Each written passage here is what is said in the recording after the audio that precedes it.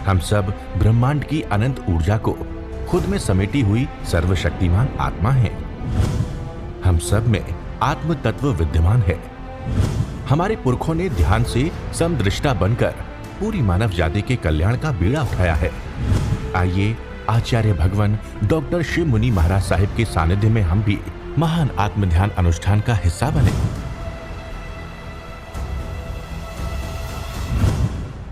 आत्म ध्यान की साधना के महायज्ञ की दिव्य ज्योति निरंतर प्रज्वलित है। इसकी प्रखरता और प्रसिद्धि निरंतर बढ़ती ही जा रही है। जिसने ध्यान केंद्रों के माध्यम से आत्म ध्यान को साधा, उसने अपने जीवन में क्रांतिकारी परिवर्तन को महसूस किया। उसने मौन को समझा, शब्दों की महिमा को समझा। आचार्य भगवान के बताए ध्यान मार्ग पर चलकर खुद को और अधिक बेहतर तरीके से समझा। अनुभूति के ये दीप आज करोड़ों लोगों के मन मस्तिष्क में टिमटिमा रहे हैं। आइए हम भी इस अभियान का हिस्सा बने। ध्यान केंद्रों पर यथा योग्य योगदान देकर खुद समझने की यात्रा के हम सफर बने। प्यारी गुरुवाणी है, बड़ी ही सुहानी है। भगवान ने फिर भी कहा है, कोई साधु बीमार है, कोई तपस्वी है, कोई बाल है, कोई वृद्ध है, उसके लिए आप दे सकते हो। उसको आहार है, उसके लिए औषधि को चाहिए। जैसे भगवान महावीर को तेजुलेशिया फेंकी तो उनको खून के दस्त लगे, तो भगवान ने उनको भेजा अनगार, सिंह अनगार को कि जाओ माँ रेवती के पास, जो पेठा पाक बिजोरा पाक उन्होंने बनाया है, वो नहीं लाना, दूसरा लाना। सिंह अनगार माँ रेवती के घर गया, माँ प्रसन्न हो गई, संत मेरे घर में आए हैं, लेने गई, हाथ जोड़े, प्रभु आप कैसे आना हुआ। सिंह अनगार ने बता दिया, जो बिजोरा पाक बनाया है वो नहीं लेना, दूसरा जो साधारण वो लेना। माँ रेवती प्रसन्न हुई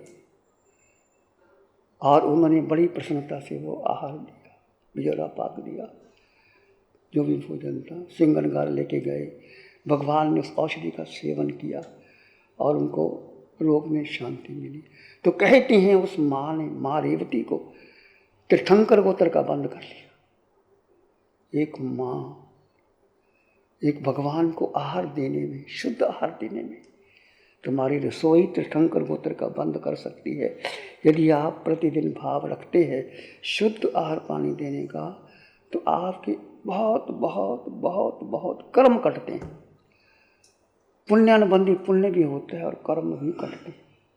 तो पूछा पुनिया ने अपनी पत्नी से, क्या देखो, उन हिसाब किताब लगाया कि सुबह मैंने जो भोजन बनाया था वो मेरे पास वो चूल्हा जलाने के लिए वो अग्नि जलाने का करण जलता हुआ अंगारा लिया था, मैंने उससे लेके आ गई, आज्ञा नहीं ली, बिना आज्ञा के लिए आई, इसलिए कहते हैं मेरा मन नहीं लगा।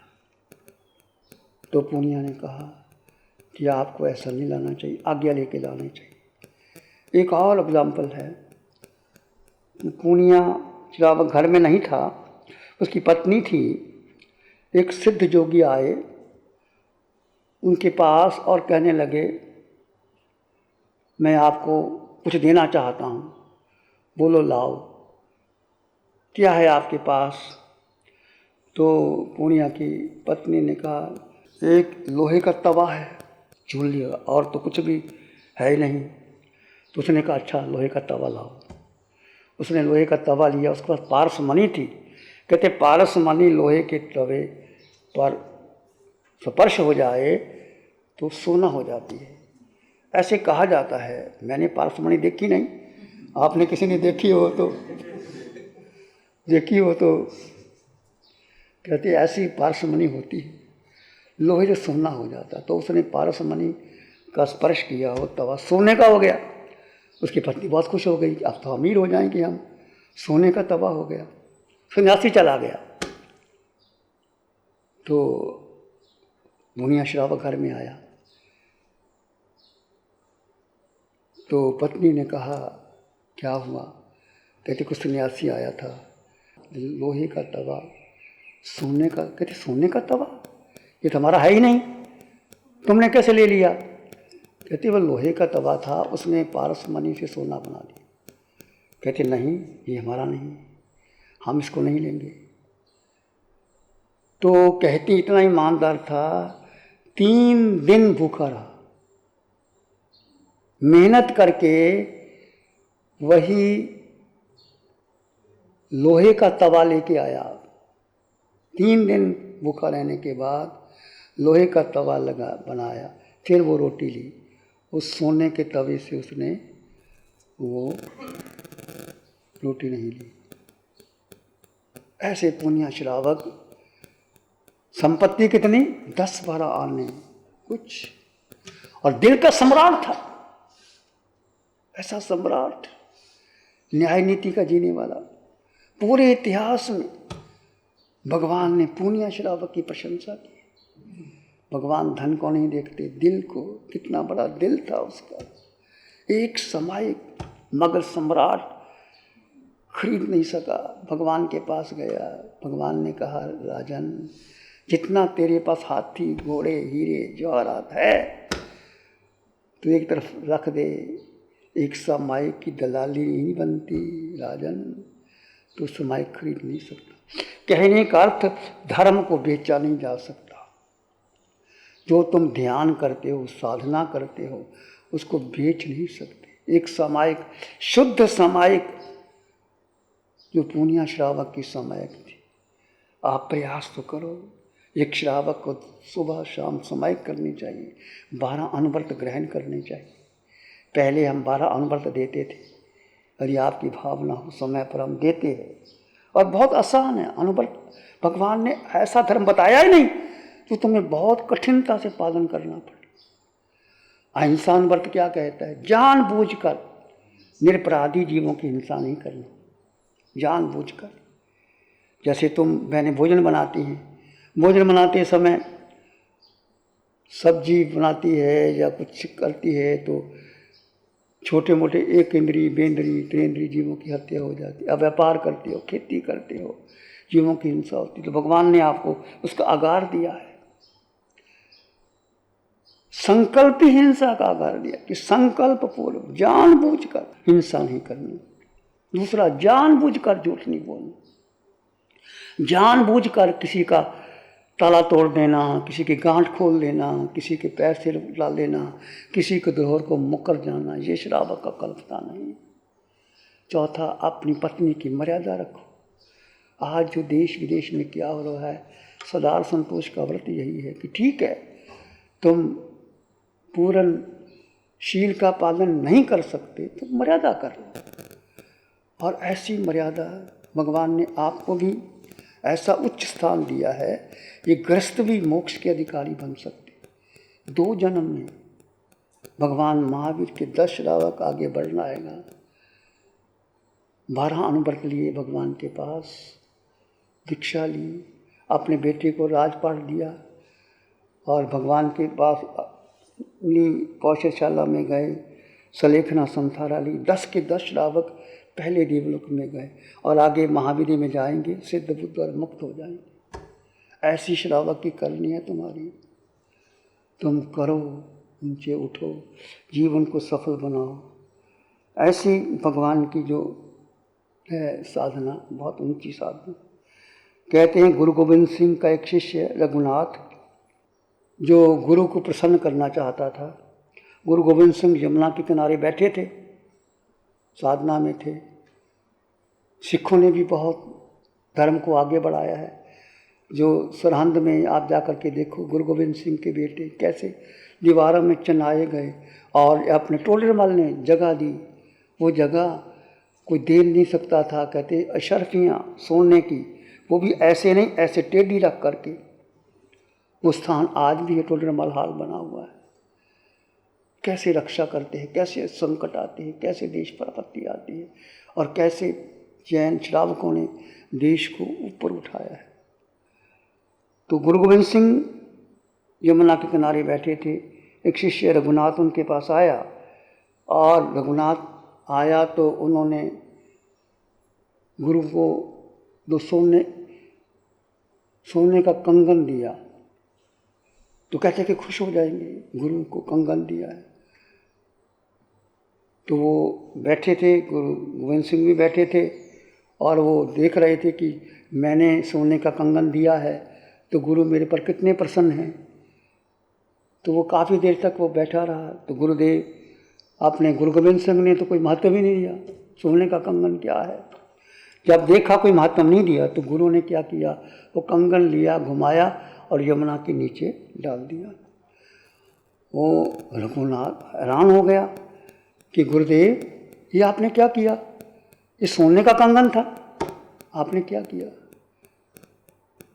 कहने लगे तू मुझे खुश करना चाहता है सोने से कंगन दे करके, मुझे कंगन नहीं चाहिए। दूसरा कंगन भी लिया, यमुना में फेंक दिया। तेरी आसक्ति थी ना, लो ये भी मैं दे देता हूँ। जब तूने मुझे दे दिया तो फिर तुम अपेक्षा क्यों रखते हो कि मैं करूं या ना करूं। किसी के मोह को तोड़ने के लिए गुरु क्या क्या उपाय करते हैं, ये सोचने की बात है, समझने की बात है। तो हम जानें और समझें, जीवन बहुत महत्वपूर्ण है। छोटा सा जीवन, बहुत छोटा सा जीवन, अनंत काल में हमने अनंत अनंत जन्म लिए और अब भगवान की वाणी हमें मिली है। भगवान की वाणी, भगवान एक ही कहते हैं, जीव तुम्हारा एक ही कर्तव्य है, जीवन का सबका एक ही कर्तव्य है। जीवन में एक कर्तव्य, चाहे साधु हो चाहे श्रावक हो।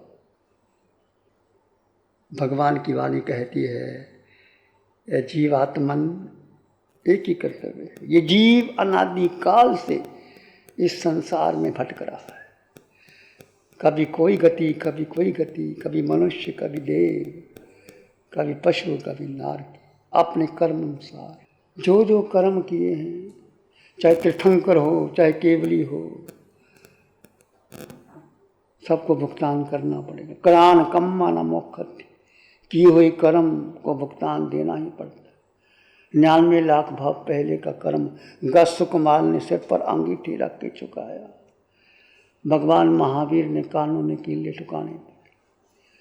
भगवान ऋषभदेव को 13 महीने भोजन नहीं मिला। भगवान महावीर को 6 महीने के बाद भी उर्द के बाकले में नहीं। चंदन बाला को कितने कष्ट आए। भगवान पारसनाथ कितने भी, ये कारण अपना किया हुआ कर्म है। कर्म के कारण व्यक्ति दुखी होता है और सुखी होता है। और जब भी कोई कर्म आपके जीवन में आए तो उसको स्वीकार कर लेना कि मेरा अपना किया हुआ कर्म है। और कर्म कहाँ आएगा, आपके शरीर पर आएगा, जीव पर, आत्मा पर नहीं आएगा। ये आत्मा और ये कार्बन शरीर और उपरोदारक शरीर, जो भी कर्म किए कार्बन शरीर पर रहता है और जीव कार्बन शरीर को लेकर के आगे चला जाता है। तो कर्म जो किए हैं तुम्हें भुगतान करना ही पड़ेगा। तो हमारे भगवान की वाणी कहती है, ए मनुष्य, ए जीवात्मन, तुम्हें ये मानव का जीवन मिला, तू मुक्त हो जा। ये जीव, ये आत्मा जो शरीर में कैद है, इसको मुक्त कर दे, मुक्त हो जा। तो सिद्ध बुद्ध और मुक्त हो जा। 4 गति 84 लाख जीवा योनियों में अपने आप को मुक्त हो जा। ये हर जीव का एक कर्तव्य है। कर्तव्य का मतलब है कि तुम प्रयास तो करो, शुरू तो करो। 1 जन्म, 2 जन्म, 10 जन्म, कितने जन्म लग जाएं, अभी से शुरुआत करो। जैसे आप फैक्ट्री बनाते हो, फैक्ट्री डालते हो, दुकान चलाते हो, तो पहले साल तो प्रॉफिट नहीं होता, डालना ही पड़ता है। किसान खेती करता है, बीज डालता है, फसल उगती है, कई बार नहीं उगती। कोई भी काम करते हो, प्रयास करो कि मेरे जीवन का लक्ष्य क्या होना चाहिए। ये मुझे, ये शरीर में जीवात्मा है, ये अनादिकाल से अष्ट कर्मों से बंधे हैं और मेरे में 8 गुण हैं। अष्ट कर्म है तो 8 गुण भी मेरे पास हैं। इस 8 गुणों से मैं अपने जीव को मुक्त करूँगा। हर एक व्यक्ति का, चाहे वो साधु है, साध्वी है, श्रावक है, श्राविका है, धनवान है, निर्धन है, विद्वान है, अनपढ़ है, सेठ है, कृपण है, कोई भी है, हर एक जीव का कर्तव्य बनता है कि मैं अपने जीवन को शुद्ध बुद्ध बना करके मुक्त बनाऊं। ये आपका कर्तव्य है, हमारा कर्तव्य है। बार बार शिविर करो, बार बार जीवन में आओ। शुद्ध समाई क्या है, पुण्य श्रावक की समाई क्या है, कर्म कैसे दूर हो सकते हैं, कैसे हम आगे बढ़ सकते हैं, शिविर के माध्यम से आपको जानकारी मिलेगी। प्यारी गुरुवाणी है। नमो अरिहंतानंग, नमो सिद्धानंग, नमो आयरियानंग, नमो वज्रायनंग, नमो लोए सब साहुनंग, धम्मो मंगल मुक्तिठम अहिंसा संयमो तमो, देवावित्तं नमं संति जस धम्मे श्यामनो। श्री चत्तारी मंगलम, अरहंता मंगलम, सिद्धा मंगलम, साहु मंगलम, केवली पाणतो धम्मो मंगलम। चत्तारी लोगोत्तम, अरहंता लोगोत्तम, सिद्धा लोगोत्तम, साहु लोगोत्तम, केवली पाणतो धम्मो लोगोत्तम। चत्तारी शरणं पवज्जामि, अरहन्ते शरणं पवज्जामि, सिद्धे शरणं पवज्जामि, साहु शरणं पवज्जामि, केवली पाणतं धम्मं शरणं पवज्जामि। चारे शरण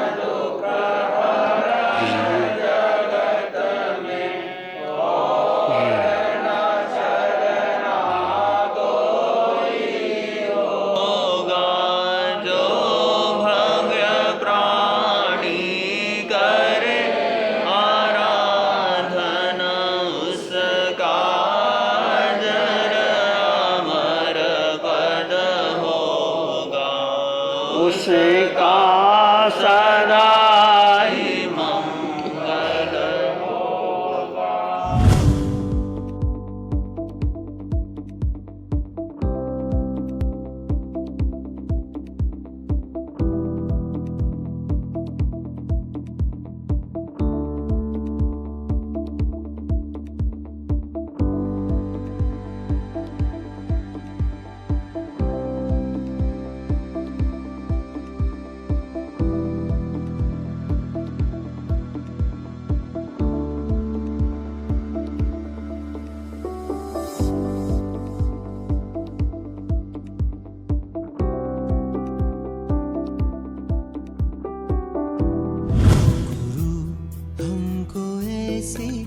कृपा दृष्टि दे।